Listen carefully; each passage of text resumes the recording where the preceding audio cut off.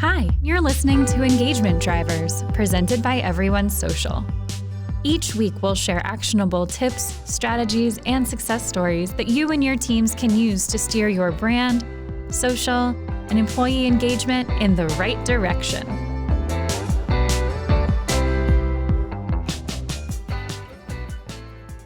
Hi, everybody. This is Cameron Brain, the CEO and co-founder of EveryoneSocial. And on today's episode, I am pleased to be speaking with Katie Briel. For anyone who's ever worked with lawyers, let alone worked at a law firm, they will know that marketing and lawyers maybe don't go as well together as marketing does with lots of other organizations. So, Katie, thank you for taking time, and just excited to talk about kind of your experience and some of the success you've had over the last year plus. Yeah, thanks so much for having me.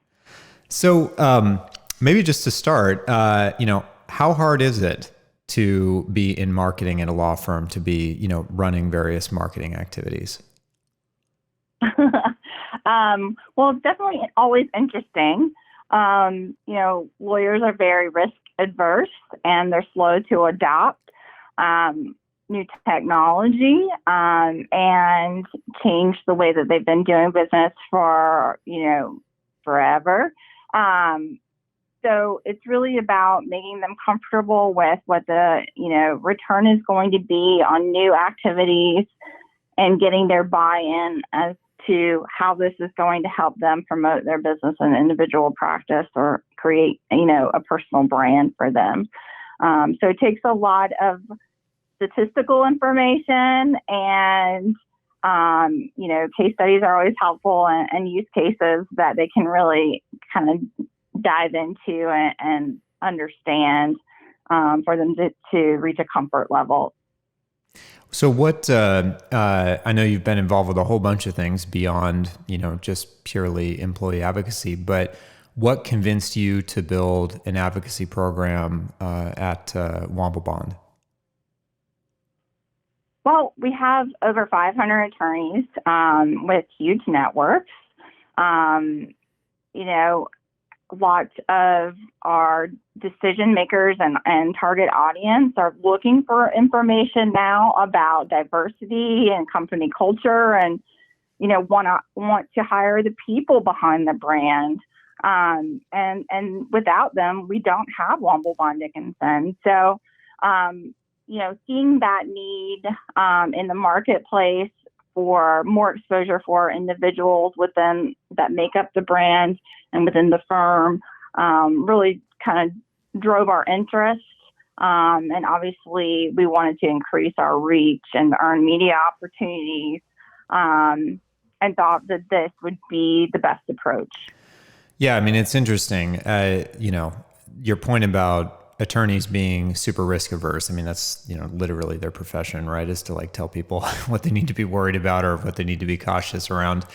But at the same time, attorneys are super relationship oriented, and to your point, right, have very strong networks. Not only is their livelihood dependent on their network, but, oftentimes attorneys are dealing with, other higher level decision makers at, companies or organizations. So, I think that's, I think no doubt there were challenges, or have been, but it seems like so long as you could get them over the hurdle of, maybe thinking about social and their personal brand and their networks is something that can really help drive drive client engagement and those sorts of things, that, that would be a net positive.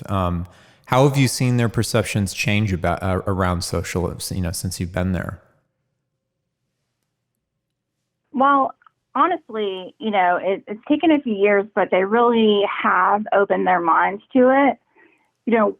Once we got a few kind of high-profile attorneys that were sharing content frequently and getting great response from their network, particularly on LinkedIn, where we focus a lot of our attention,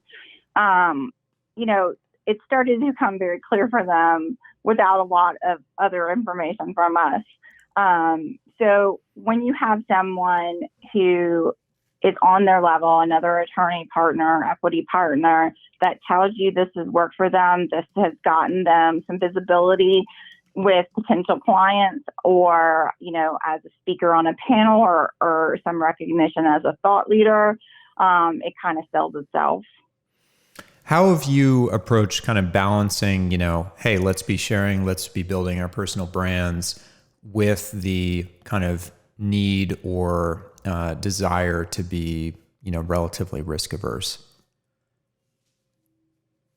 Well, by curating content for them, giving them suggested posts and language around how to communicate these things, building out streams of content that would be relevant to their network and not just expecting them to go out and find it, or, leaving it up to chance as far as what they might share from a personal perspective. We're actually giving them relevant content that should be useful to their network, and giving them ideas on how to talk about it on social media. So we're not really leaving a whole lot up to chance or creating, risk there. They feel very comfortable when we give them an idea, and then they can kind of make it their own.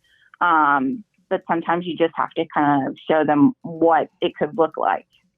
For sure. Have you seen any sort of behavior changes over time, kind of where you started versus maybe what you see the users in your program, in particular the attorneys, doing now? Yeah, frequency obviously is something that we noticed increase and improve.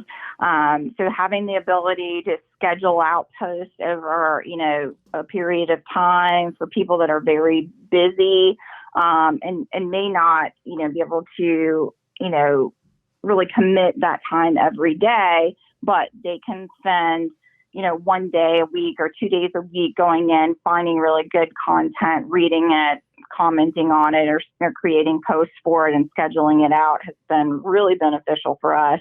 And it has added to the frequency of posting.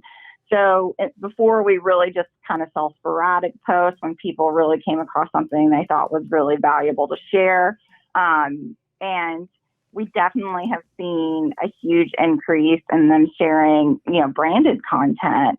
A lot of times I think they just thought, well, the marketers are sharing that. The brand itself on our company pages and whatnot are sharing that content, so we don't need to do it. And after talking to them and making them understand how they reach, they're a lot more comfortable with sharing branded content, which is huge for us.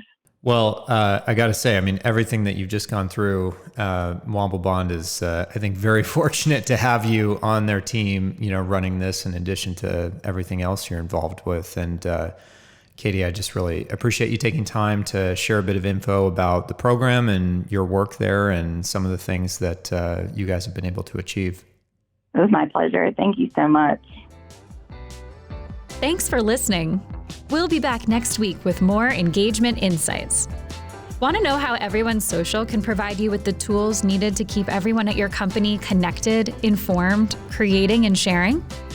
Visit EveryoneSocial.com to learn more.